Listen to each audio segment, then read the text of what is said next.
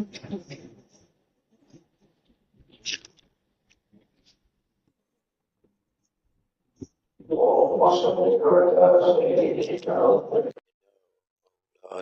محمد وأصحابه وبارك وسلم. اللهم افتح علي فتوح العارفين بحكمتك وانشر علي رحمتك وذكرني ما نسيت يا ذا الجلال والإكرام. صلى الله تعالى على خير خلقه سيدنا محمد وآله وأصحابه أجمعين برحمتك يا أرحم الراحمين. نحمده ونصلي ونسلم على حبيبه الكريم. أما بعد، فأعوذ بالله من الشيطان الرجيم. بسم الله الرحمن الرحيم. ولا تقولوا لمن يقتل في سبيل الله أموات بل أحياء ولكن لا تشعرون. آمنت بالله صدق الله مولانا العظيم وصدق رسوله النبي الكريم ونحن على ذلك لمن الشاهدين والشاكرين والحمد لله رب العالمين. مقتدر باعظمت علماء اہل سنت و برادران ملت و معزز سامعین و محترم حاضرین، السلام علیکم ورحمۃ اللہ وبرکاتہ۔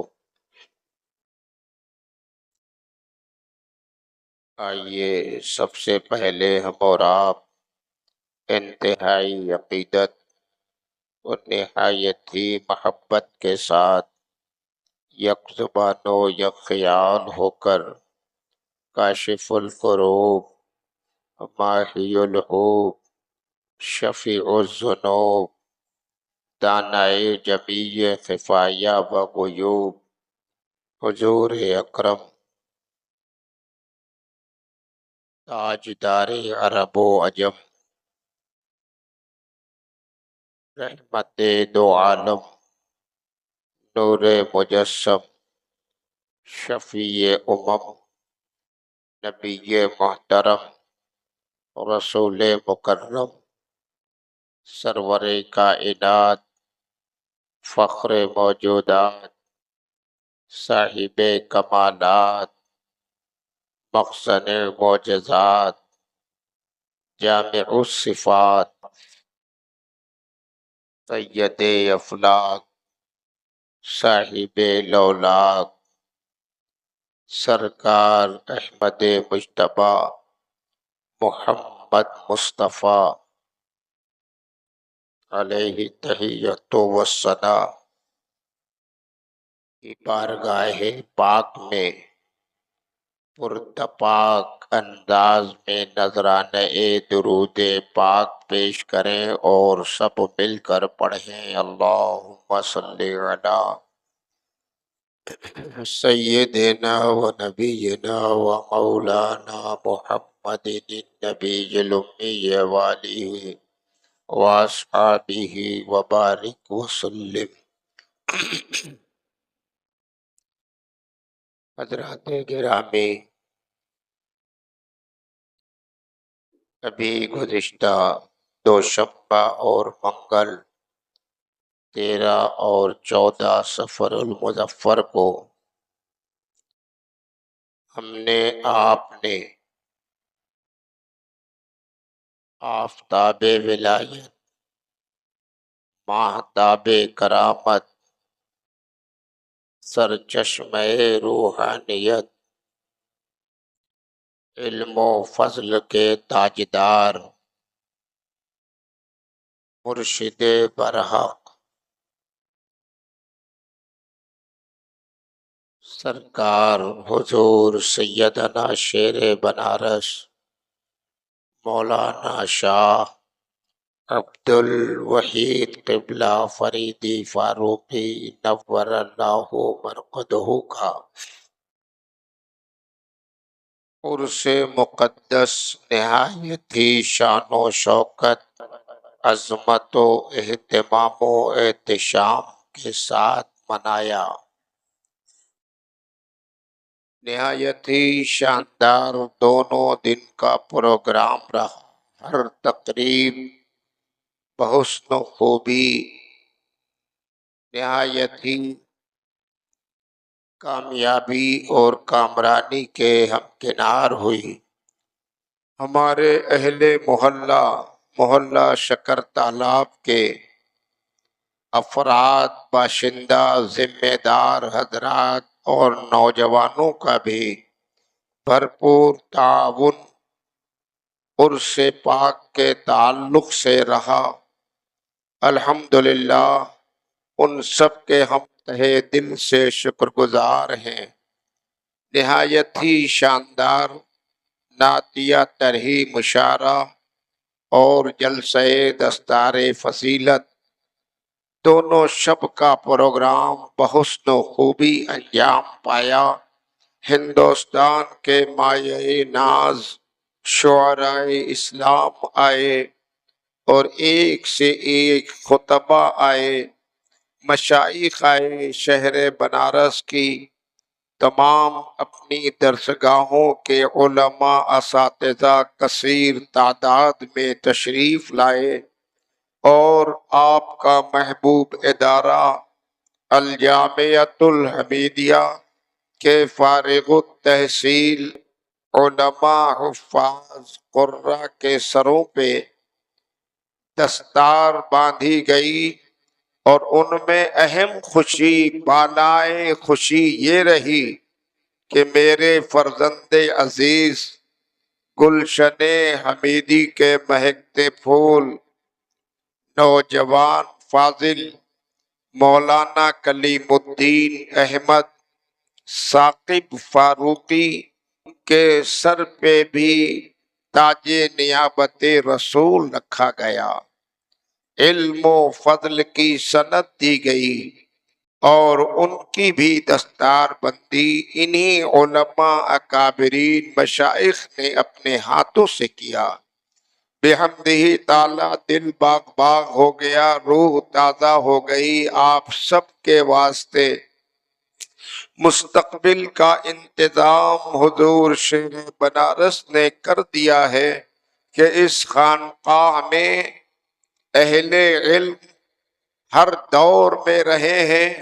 آنے والے دنوں میں اب دین کی باغ ڈور یہی جواں سال فاضل کے ہاتھ میں ہوگی۔ مولانا کلیم الدین احمد ثاقب فاروقی کے واسطے بھی آپ لوگ دعا کریں، اللہ تعالیٰ انہیں کامیاب و کامران فرمائے، خدمت دین کی توفیق عطا فرمائے، احکام دین پر ہم سب کو عمل کرنے کی توفیق عطا فرمائے۔ موقع کے تحت تقاضائے وقت تو یہی تھا کہ سیدنا حضور شیر بنارس کے حالات، آپ کی پاکیزہ زندگی، آپ کے کردار و عمل، آپ کی ولایت، آپ کی روحانیت، آپ کی استقامت، آپ کی کرامت، عقیدے کی پختگی، شریعت کی اطاعت اور احقاق حق و ابطال باطل کا وہ جذبہ با کمال آپ کے سامنے پیش کیا جائے۔ لیکن میرا مسئلہ جو گزشتہ مہینے سے چل رہا ہے، داستان کربلا، جو ہر جمعے کو آپ سے پیش کی جاتی ہے، وہ مضمون چونکہ ابھی تشنا ہے، حالانکہ وقت کی قلت دامن گیر رہتی ہے، کما حق کہوں تو بیان ہی نہیں ہو پایا۔ بس نہایت مختصر اہم باتیں اب تک پیش ہوئیں، اور مضمون چونکہ ابھی تشنا ہے، مدینے تک پہنچانا ہے۔ مدینے سے چلے تھے، کربلا تک آئے، کربلا کے واقعات بھی آپ نے سنے۔ اب یہ لٹا پٹا قافلہ دربار یزید تک پہنچا، اور اب مدینے تک پہنچانا ہے۔ اس لیے حضور شیر بنارس کی شخصیت کے تعلق سے گفتگو پھر آئندہ کی جائے گی۔ آج اپنے تشنا مضمون کو کسی حد تک پہنچا دیا جائے کہ تشنگی نہ رہ جائے۔ درود پاک کا نذرانہ پیش کر لیجئے۔ اللہم صلی علی سیدنا و نبینا و مولانا محمد النبی الامی والہ و اصحابہ و بارک وسلم۔ شہزادہ گلگوں قبا راکب دوش مصطفیٰ سیدہ فاطمہ الزہرا کے دل کے چین حضرت سیدنا امام حسین، وہ جمیع شہدائے کربلا کی قربانیاں جو میدان کربلا میں پیش ہوئی ہیں، کیسی دردناک، کیسی ظلم و استبداد میں نہائی ہوئی ایک ایک کی قربانی کما حق ہو تو ہم بیان ہی نہیں کر سکتے، آپ سن بھی نہیں سکتے۔ لیکن اللہ تعالیٰ نے ان خدا کی راہ میں قربان ہونے والوں کو جو زندگی کا مژدہ سنایا، اور رب نے ارشاد فرما دیا کہ انہیں راہ خدا میں قربان ہونے والے کو مردہ نہ کہنا بلکہ یہ زندہ ہیں، تمہیں ان کی زندگی کا شعور نہیں ہے۔ اس تعلق سے بھی آپ نے سنا ہے کہ شہادت کے بعد میدان کربلا سے جب یہ قافلہ روانہ ہوا اور یزیدی سپاہی لے کر چلے تو راستے میں امام عالی مقام نے اپنی زندگی اور اپنی حیات کی سند دے دی، اور راستے میں کئی مرحلے ایسے آئے جہاں پر امام عالی مقام کی کرامتیں ظاہر ہوئیں، ہدایت کا پیغام بھی سنایا، کلمہ بھی پڑھایا، داخل اسلام بھی کیا، اپنے قافلے والوں کی حفاظت بھی کیا۔ تن تو کربلا کے میدان میں ہے، سر آپ کا نیزے کی نوک پر ہے، پھر بھی لوگوں کو چل رہے ہیں تو داخل اسلام کرتے جا رہے ہیں۔ قافلے میں شہزادی سکینہ چھوٹ جاتی ہیں تو قافلے کی نگرانی بھی کرتے ہیں۔ طویل واقعات ہیں، مختصر یہ کہ آپ نے یہاں تک باتیں سنی تھیں کہ دربار یزید میں یہ لٹا پٹا قافلہ پہنچا، اور پھر دربار یزید میں حضرت زینب نے اپنی للکار اور اپنی شجاعت و دلیری سے ہیبت طاری کر دیا۔ خواتین کو، ان ساری شہزادیوں کو اندر زنان خانے میں بھیجا گیا۔ یزید نے امام زین العابدین کو تخت پر اپنے بغل میں بٹھایا، اور پھر ان سے چکنی چکنی میٹھی میٹھی باتیں کرنے لگا۔ حضرت سیدنا امام زین العابدین نے اپنے 3 مطالبے رکھے۔ ایک تو یہ کہ میرے قاتل کو میرے حوالے کیا جائے، دوسرا مطالبہ یہ تھا کہ کل دن جمعہ کا ہے تو مجھے اجازت دے کہ میں جامع مسجد میں خطاب کروں، اور تیسرا مطالبہ یہ تھا کہ مجھے مدینہ طیبہ کو خیریت و عافیت کے ساتھ لوٹا دے۔ پہلے مطالبے میں تو آپ نے سنا کہ وہ بات صرف مبہم سی رہ گئی، قاتل کہاں سے دیتا، اصل قاتل تو یہی یزید تھا۔ اس نے کہا کہ ٹھیک ہے، کل کے لیے تو جمعے کی آپ کو اجازت ہے اور آپ کو مدینہ طیبہ پہنچانے کا میرا وعدہ ہے۔ چنانچہ کل دن جمعے کا آیا، جمعے کا دن آیا، سیدنا امام زین العابدین اپنی شان و شوکت اور اپنی بلندی رفعت اور حسن و جمال میں سجے سجائے، اللہ اللہ، نبی کے گھر والے ہیں، یہ نبی کی بارگاہ کے پروردہ لوگ ہیں، ان کا کون دنیا میں مقابلہ کر سکتا ہے۔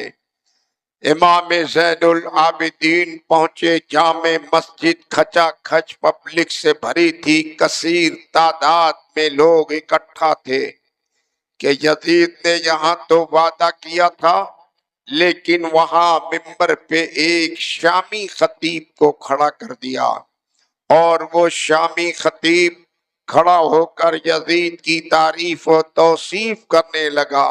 حضرت سیدنا امام زین العابدین جلوہ بار ہوئے، سنا باتیں بالکل جھوٹی تھیں، اور باتیں وہ صرف بنی بنائی مکر و فریب کے ساتھ کر رہا تھا کہ سیدنا امام زین العابدین کو جلال آیا۔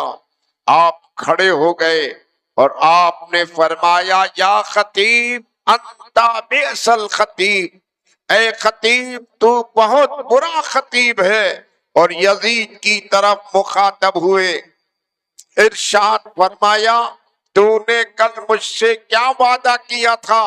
خطابت کے لیے مجھے موقع دیا تھا، اور خطیب دوسرا تو نے کھڑا کر دیا۔ پورے مجمع میں کھلبلی مچ گئی، کون ہے جو اہل عرب کی باتیں نہ سنے؟ عرب کی فصاحت، عرب کی بلاغت، اور خاندان رسول اور نبی کے گھر کا پروردہ، اللہ اللہ، دل تو سب کا مائل تھا۔ ہر طرف سے آواز آنے لگی کہ ہاں ہاں، ہم عرب کے خطیب کا خطاب سنیں گے۔ چنانچہ مورخین لکھتے ہیں، سیدنا امام زین العابدین پوری جاہ و عظمت کے ساتھ، روب و جلال کے ساتھ آپ ممبر پہ جلوہ بار ہوئے۔ جو ہی زین العابدین ممبر پر بیٹھے، اللہ اللہ، ایک رونق سی آ گئی، ایک بجلی سی پھوٹ پڑی، نورانی کرنوں سے پورا ماحول روشن اور منور ہو گیا۔ جو دیکھتا ہے دیکھتا ہی رہ جاتا ہے، کیوں نہ ہو یہ نبی کے نواسے کے لاڈلے ہیں، یہ نبی کے نور کا اثر ہے۔ بریلی کے تاجدار امام احمد رضا نے یوں ہی کہا ہے، یا رسول اللہ، تیری نسل پاک میں ہے بچہ بچہ نور کا، تو ہے عین نور، تیرا سب گھرانہ نور کا۔ یہ نور والے کے گھر کے ہیں۔ سیدنا امام زین العابدین جیسے ہی ممبر پہ جلوہ بار ہوئے، رونق، نورانیت، روحانیت، دل سب کا کھچا جا رہا ہے۔ ہر کوئی بس آپ کے رخ زیبا کو تک رہا ہے، دیدار کر رہا ہے۔ آپ نے اپنا خطاب شروع فرمایا۔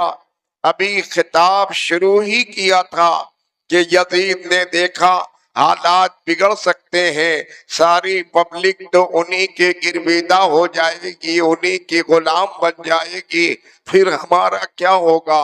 ادھر آپ نے خطاب شروع ہی کیا کہ اس نے فوراً اذان کرا دی۔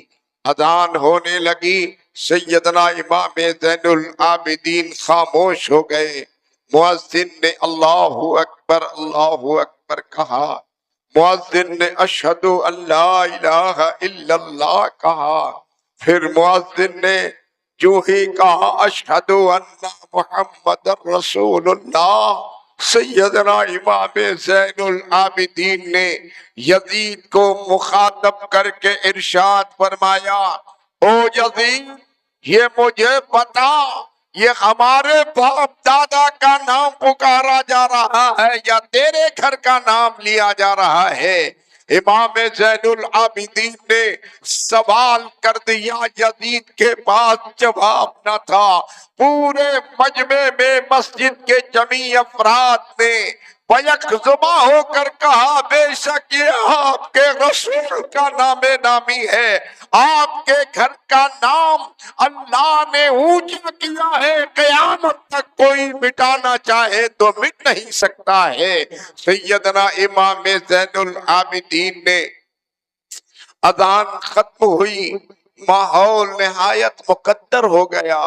یزید نے حالات کو دیکھا کہ سارے لوگوں کا دل تو انہی کی طرف ہے، ہر کوئی میلان ہر کسی کا انہی کی طرف ہے، ایسا نہ ہو کہ میری حکومت کا تختہ ہل جائے، حکومت کو زوال ہو جائے، ان کا یہاں رہنا مناسب نہیں ہے۔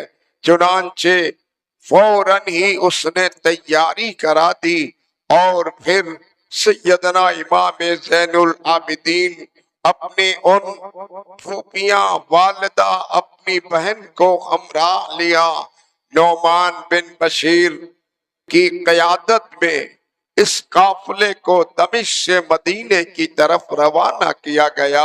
روایت میں آتا ہے کہ لوٹ کر سیدنا امام عالی مقام میدان کربلا میں تشریف لائے، کربلا کے میدان میں آئے، سب شہداء کے سروں کو ان کے تن سے ملایا، بے گور و کفن یہ نعشیں تھیں، سب کی آپ نے تدفین کیا، ان کی تکفین کیا، سب کو سپرد خاک کیا۔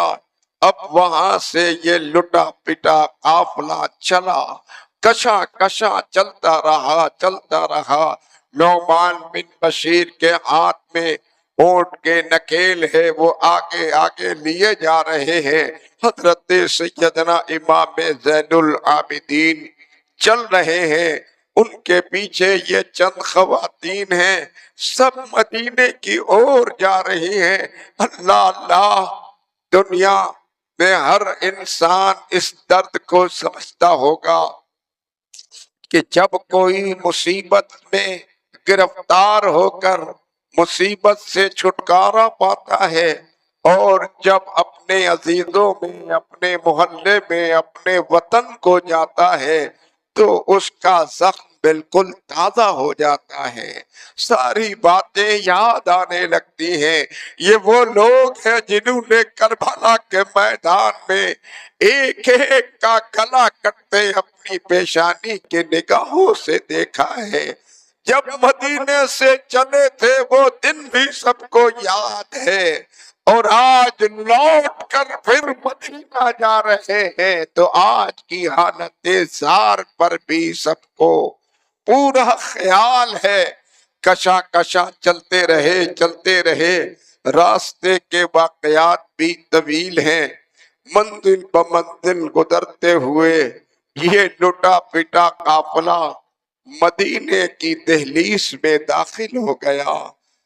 شہر حدود مدینہ میں جو ہی داخل ہوا، اہل مدینہ کو معلوم ہوا کہ آج حسین کا لٹا پٹا قافلہ میدان کربلا سے لوٹ کر آ رہا ہے۔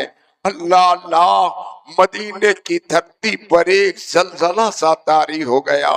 اہل مدینہ سن کر سب کوئی اپنے اپنے گھروں سے نکل کر آنے والوں کا دکھ درا منظر دیکھنے کے لیے صف لگائے کھڑے ہو جاتے ہیں، اور یہ لٹا پٹا قافلہ کشا کشا چلا آ رہا ہے۔ نعمان بن بشیر کے ہاتھوں میں اونٹ کے نکیل ہے، سیدنا امام زین العابدین آگے آگے ہیں، پیچھے یہ خواتین ہیں، چند اونٹ ہے، چند سواریاں ہیں، چلے آ رہے ہیں۔ اہل مدینہ ٹکٹکی باندھے آنے والوں کا منظر دیکھ رہے ہیں۔ شہر مدینہ میں داخل ہو گیا، مدینے میں کوہرام بپا ہو گیا۔ یہ اہل مدینہ سچی محبت رکھنے والے لوگ تھے، یہ اہل مدینہ وفادار رسول تھے، یہ اہل مدینہ جانے سارے اہل بیت تھے، جانے سارے رسول تھے، سب کو یہ خبر معلوم ہو گئی تھی کہ نبی کا لاڈلا میدان کربلا میں شہید کر دیا گیا ہے، لیکن دیدار کی تمنا ہر کے دلوں میں بسی ہوئی تھی۔ آج جو قافلہ لوٹ کر مدینے میں آ رہا تھا، اہل مدینہ لٹے پٹے قافلے کا منظر دیکھنے کے لیے سڑک پر شاہراہ عام پر بھیڑ لگائے کھڑے ہیں، اور ادھر سے کشاں کشاں یہ قافلہ چلا آ رہا ہے کہ حضرت ام سلمہ کو بھی معلوم ہوا میدان کربلا سے وہ قافلہ لوٹ کر آ رہا ہے۔ حضرت ام سلمہ نے بھی چادر سے اپنے منہ کو لپیٹا، گھر سے باہر کو نکلی، باہر کو آئی، اور حضرت فاطمہ صغرا جو میرے حسین کی ننھی بچی تھی، جس کو مدینہ چھوڑ کر میرے حسین گئے تھے، اور جاتے وقت بچی سے یہ فرمایا تھا کہ بیٹا تم ان دنوں علیل ہو، شدت بخار میں گرفتار ہو، سفر کی صعوبت برداشت کرنے کی تم میں تاب و تواں نہیں ہے، تم یہی نانی جان حضرت ام سلمہ کے پاس آرام کرو، صحت یاب ہو جاؤ گی تو میں تمہارے بھائی علی اکبر کو بھیج کر بلوا لوں گا۔ اللہ اللہ، شہزادی کو تو انتظار رہا، بے چینی بے قراری اس دن سے بڑھ گئی تھی بچی کی، جب سے بچی نے سنا تھا کہ میرے والد نے مکے کو بھی خیر بات کہہ دیا ہے، سب کو ساتھ لیے کربلا کو روانہ ہو گئے ہیں۔ اس دن سے اس بچی کی حالت دگرگوں تھی، روز جب صبح ہوتی تو چادر سے منہ کو لپیٹتی بارگاہ رسالت میں حاضر ہو جاتی، صبح سے شام تک دربار رسالت میں پڑی رہتی، کبھی اپنے بھائیوں کو یاد کرتی، کبھی اپنے والد کو یاد کرتی، کبھی والدہ کو، کبھی بہن کو یاد کرتی، ایک ایک کو یاد کرتی رہتی اور پیغمبر کی بارگاہ میں فریاد کرتی رہتی۔ آج اس فاطمہ صغرا کو بھی معلوم ہوا کہ میدان کربلا سے میرے گھر والے لوٹ کر آ رہے ہیں۔ ننھی بچی بھی گھر سے باہر کو نکلی، آ کر روڈ پر کنارے سائیڈ میں کھڑی ہو کر آنے والوں کا منظر دیکھتی رہی۔ تصور میں تو بہت کچھ بسا رکھا تھا، اب تک ننھی بچی کو کسی نے یہ نہیں بتایا تھا کہ سارے کے سارے لوگ میدان کربلا میں شہید کر دیے گئے ہیں۔ ننھی بچی اس تصور اور اس خیال کے ساتھ کھڑی ہو کر آنے والوں کا استقبال کرنے لگی۔ تصور تھا کہ میرے والد آ رہے ہوں گے، تصور تھا میرے بھائی علی اکبر آ رہے ہوں گے، تصور تھا میرے چچا عباس آ رہے ہوں گے، تصور تھا امام مسلم آ رہے ہوں گے، تصور تھا وہاب ابن منبہ آ رہے ہوں گے، تصور تھا ایک ایک کا حضرت قاسم آ رہے ہوں گے، سب لائن سے لوگ آئے ہوں گے، جیسے سج سجا کر گئے تھے ویسے ہی لوٹ کر آ رہے ہوں گے، لیکن بچی دیکھتی رہی، کیا دیکھا؟ چند لوگ ہیں، آگے آگے امام زین العابدین ہیں، پیچھے چند خواتین ہیں، آمد کا سلسلہ منقطع ہو گیا۔ بچی تکتی رہی، دیکھا والد کا پتہ نہیں، بھائی علی اکبر کا پتہ نہیں، اوروں کا پتہ نہیں، آنے والوں کا سلسلہ منقطع ہو گیا۔ ننھی بچی کی بے قراری بے تابی آگے بڑھ گئی، امام زین العابدین کے اونٹ کے آگے بچی لیٹ گئی اور لیٹ کر کہتی ہے بھائی جان کچلتے ہوئے مجھے اونٹ کے قدم سے رونتے ہوئے چلے جاؤ. اب یہ بچی دنیا میں رہنا نہیں چاہتی. میرے والد کہاں رہ گئے, میرے بھائی کہاں رہ گئے, میرے خاندان کے لوگ کہاں رہ گئے, کوئی نہیں. تو اب شہزادی بھی رہنا نہیں چاہتی ہے. ایک کوہرام پپا ہو گیا مدینے کی دھرتی پر. اللہ اللہ, ننھی بچی کو لوگوں نے سمجھایا بجھایا, حضرت زینب کے پاس لے گئے. حضرت زینب نے بچی کو اپنے سینے سے لگا لیا. کوئی کچھ بتانے والا بھی نہیں ہے. کیوں؟ امام حسین نے میدان جاتے وقت اپنے خیمے میں ساری خواتین کو ہدایت فرمائی تھی, ہم لوگوں کی شہادت کی خبر میری شہزادی فاطمہ زہرا کو نہ دینا. سب کی زبان بند ہے. پلٹ پلٹ کر بچی پوچھتی ہے والد کہاں ہے, بھائی کہاں ہے, چچا کہاں ہے, لیکن کوئی جواب نہیں ہے. اسی طرح سے کشا کشا قافلہ آگے بڑھا. حضرت ام سلمہ نے نعمان بن بشیر کے ہاتھوں سے ہاتھوں سے اونٹ کی ڈوری اپنے ہاتھ میں لے لی, اور حضرت ام سلمہ نے کہا زین العابدین چلو پہلے دربار رسالت میں روداد کربلا دربار رسالت میں پہلے پیش کر لو, پھر اپنے گھر کو چلنا. یہ پورے لوگ بارگاہ رسالت میں پہنچ گئے. اللہ اللہ, وہ کیسے کرب و درد کا ماحول تھا.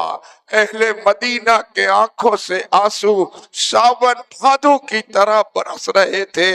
بارگاہ رسالت میں امام زین العابدین حاضر ہو گئے. میدان کربلا کا وہ سارا نقشہ نگاہوں کے سامنے آ گیا. جیسے لگتا تھا کہ آج ہی کربلا میں معرکہ ہو رہا ہے. امام زین العابدین بارگاہ رسالت میں حاضر ہوئے. نبی کے دربار میں دست بستہ حاضر ہو کر آنکھیں بند کر لی, اور اس طور پہ آپ عرض کرنے لگے یا رسول اللہ, یا رسول اللہ, تربت سے نکالو سر ذرا. یا رسول اللہ, تربت سے نکالو سر ذرا. دیکھو اہل بیت کا کیا حال ہے, کہا ہوا. اور اپنے والد کا سلام, اپنے والد کا سلام, اے حضرت خیر الانام. اپنے والد کا سلام, اے حضرت خیر الانام. آپ کی خدمت میں پہنچا ہے بے کس کھڑا, اور آپ کا قربا کٹا سب کربلا میں اے نبی. آپ کا قربا کٹا سب کربلا میں اے نبی. آپ کا لخت جگر بھی بھوکا پیاسا ہی گیا. 3 دن کے بھوکے پیاسے, 3 دن کے بھوکے پیاسے کربلا میں ہم رہے. 3 دن کے بھوکے پیاسے کربلا میں ہم رہے. آپ کا اصغر بھی پیاسا اس جہاں سے گیا. اور 2 پھوپھی ہیں, ایک بہن ایک ماں اور یہ غلام. 2 پھوپھی ہیں, ایک بہن ایک ماں اور یہ غلام. آپ کی تربت پہ لے کے ان کو میں حاضر ہوا. سیدنا امام زین العابدین نے میدان کربلا کی وہ دکھ درد داس والی داستان ایک ایک کی قربانی کا ذکر دربار رسالت میں کیا۔ پورے مدینے میں کوہرام مچ گیا، آنکھوں سے ساون بھادوں کی طرح لوگوں کے آنسو بہنے لگے۔ یہیں سے داستان ختم نہیں ہوئی، آگے کے اور بھی واقعات ہیں۔ تا زندگی میرے زین العابدین کو کبھی پھر کسی نے مسکراتے نہیں دیکھا۔ ہمیشہ آپ کی آنکھیں بس برستی رہتی، روتے رہتے، پوری زندگی تمام ہو گئی۔ یزیدیوں کی کا ظلم، ان کی بربریت بھی یہیں سے ختم نہیں ہوئی، آگے بھی بڑی گستاخیاں کی۔ مسجد نبوی شریف میں گھوڑے گدے خچر باندھے گئے اور اذانوں پہ پابندی ہوئی۔ 10,000 صحابہ اکرام مدینے کی دھرتی پر بھی شہید کیے گئے۔ مدینے کی مقدس خواتین کی بے حرمتی کی، بہت ظلم اٹھایا۔ وہ وقت پھر آ گیا کہ خانہ کعبہ پر بھی یزیدی سپاہیوں نے حملہ کیا اور منجنیق کے ذریعے خانہ کعبہ میں آگ لگائی۔ ادھر خلاف کعبہ چل رہا تھا، ادھر بستر مرگ پہ یزید دم توڑ رہا تھا۔ باتیں تو بہت سی باقی ہیں، اب گفتگو یہیں پر ختم کرنا چاہوں گا۔ انشاءاللہ جمعہ آئندہ سے دوسرے عناوین کے تعلق سے گفتگو ہوگی۔ اہل بیت سے محبت کیجئے، اہل بیت کی عظمتوں کا چراغ سینوں میں جلائیے، درس شہید کربلا دل میں بسائیے، شبیر کے اصول کو راہبر بنائیے۔ اگر چاہتے ہیں عشق الہی نصیب ہو، آل نبی کو اپنا، آل نبی کو اپنا رہبر بنائیے۔ اور یہ دور بھی تو دور یزیدی سے کم نہیں، عزم حسینیت سے شریعت بچائیے۔ وآخر دعوانا ان الحمدللہ رب العالمین۔ السلام علیکم۔